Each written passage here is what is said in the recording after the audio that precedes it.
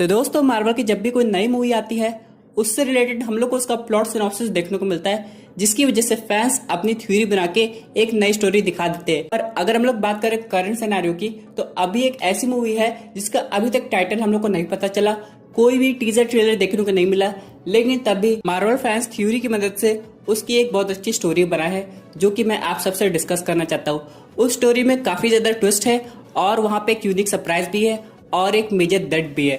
ये सब हम लोग डिस्कस करेंगे। साथ ही में हम लोग थॉर लव एंड थंडर के बारे में एक मेजर अपडेट डिस्कस करेंगे जो कि नैटली पोर्टमैन की तरफ से आया है। दोस्तों कंप्लीट वीडियो स्टार्ट करने से पहले आप लोग कर दीजिए वीडियो को लाइक और कमेंट कीजिए स्पाइडरमैन 3। साथ ही साथ जो लोग मेरे चैनल पे नए आए हैं हमारे चैनल को सब्सक्राइब करके हमारी कॉमिक बुक टॉक्स फैमिली का हिस्सा बन जाए। आपने स्पाइडरमैन फार फ्रॉम होम में ये देखा होगा कि पीटर पार्कर की आइडेंटिटी मिस्टीरियो की वजह से रिवील हो गई है।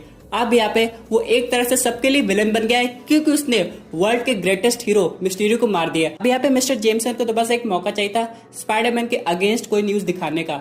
इन सब के बाद पीटर पार्कर काफी ज्यादा परेशान हो जाता है और वो भाग के जाता है नेट के घर पे। वहाँ पे नेट कुछ दिन तक उसको रख लेता है। उसके बाद पीटर से बोलता है कि हम लोग ऐसे छुप कर नहीं रह सकते, तुम्हें किसी को कांटेक्ट करना पड़ेगा। तो पीटर पार्कर दो लोग को कांटेक्ट करता है, निक फ्यूरी को और हैप्पी होगन को।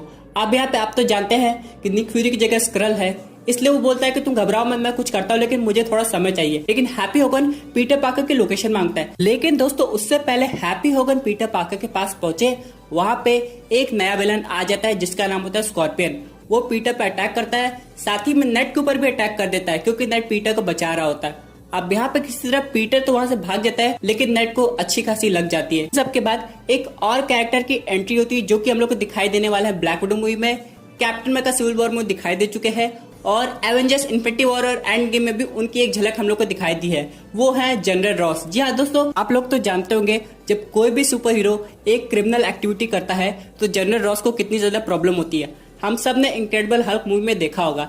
इस सब के अलावा जैसे स्पाइडरमैन ने ये सब हरकत की, अब जनरल रॉस को लगा इसे पकड़ना जरूरी है क्योंकि इसने मिस्टीरियो जैसे एक अच्छे सुपर हीरो को मार दिया है।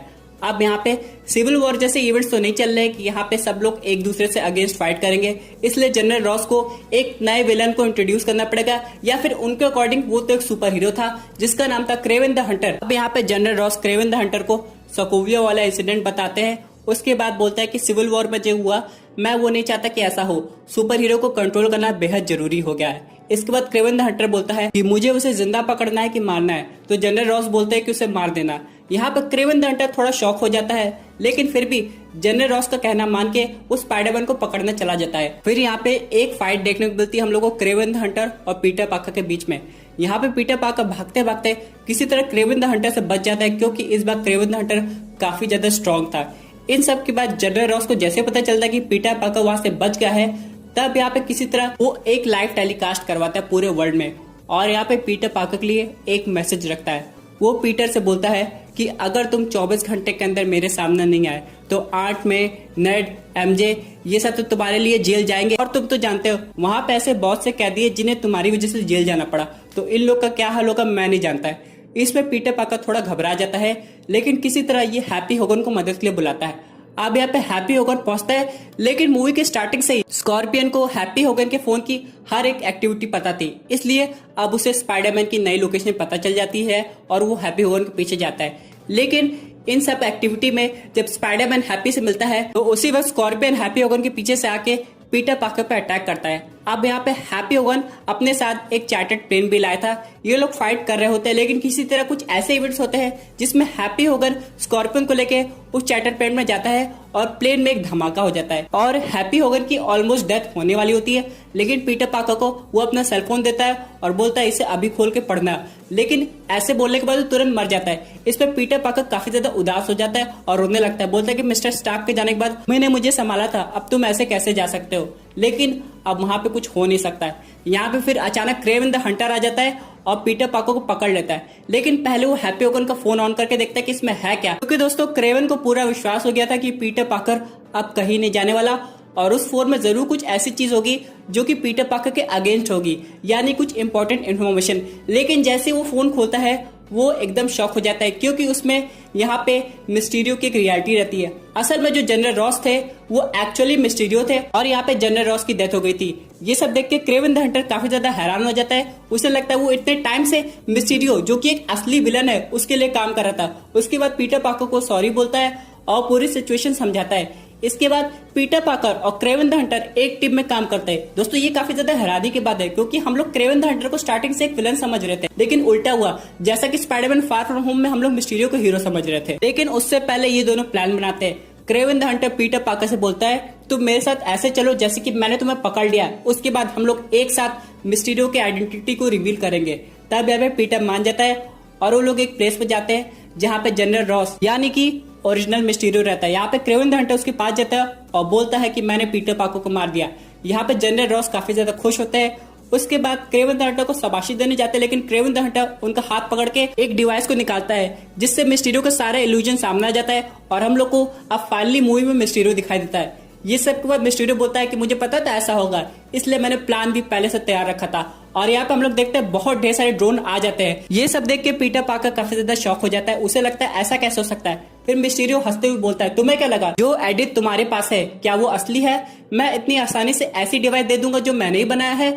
मुझे पता है बच्चे, मेरे पास उसका सारा कंट्रोल है। लेकिन अब सब ड्रोन मिलकर स्पाइडरमैन और क्रेवन द हंटर पर अटैक करने लगते हैं, लेकिन तभी निक फ्यूरी की आवाज आती है और बोलता है पीटर मदद लाने में थोड़ी लेट हो गई है, लेकिन ये काफी काम आएगी। तभी कैप्टन मार्वल की एंट्री होती है और वो पूरे ड्रोन को डिस्ट्रॉय करने लगती है। और यहाँ पे मिस्टीरियो ऑलमोस्ट एक साथ 10 ड्रोन से कैप्टन मार्वल पे हमला करता है, लेकिन कैप्टन मार्वल को कोई फर्क नहीं पड़ता है और वो इस बार मिस्टीरियो को फाइनली पकड़ लेती है। ये सब होने के बाद मिस्टीरियो चला जाता है जेल के अंदर, लेकिन अभी भी स्कॉर्पियन जिंदा रहता है। यानी कि वो जो इंसिडेंट हुआ था जहाँ पे हैप्पी होगन की डेथ हुई थी, वहां से स्कॉर्पियन बच के भाग गया था। इन सब के बाद हम लोग ये देखते हैं कि मिस्टीरियो अभी भी जेल में है, लेकिन स्कॉर्पियन और वल्चर एक साथ बात कर रहे हैं पोस्ट क्रेडिट सीन में। फिर यहाँ पे वल्चर बोलता है कि मुझे पता था कि मिस्टीरियो हम लोग के बहुत काम आने वाला है, लेकिन अब उसमें वो बात नहीं है, क्योंकि उसके पास से ड्रोन का कंट्रोल चला गया और मिस्टीरियो इल्यूजन का मास्टर था। अब हम लोग को एक नए प्लेयर की जरूरत पड़ेगी। तो फिर स्कॉर्पियन बोलता है तुम किसकी बात कर रहे हो? उसके बाद वल्चर बोलता है कि जेल से भागने में मैंने एक कैदी की मदद की थी जिसका नाम था माइकल मॉर्बियस। ऐसे तो वो अपने आप को बहुत अच्छा बंदा समझता है, लेकिन अगर हम लोग ने उसकी हेल्प की है तो उसे भी हम लोग की हेल्प करनी पड़ेगी ना। इस पे फिर दोनों लोग स्माइल करते हैं। दोस्तों इसी के साथ स्पाइडरमैन 3 की ये फैन मेड स्टोरी खत्म हो जाती है, लेकिन यहाँ पे कुछ इंपॉर्टेंट पॉइंट देखने लायक है। जनरल रॉस की डेथ इतनी आसानी से कैसे हो सकती है, क्योंकि वो तो आगे जाकर रेड हल्क बनने वाला है।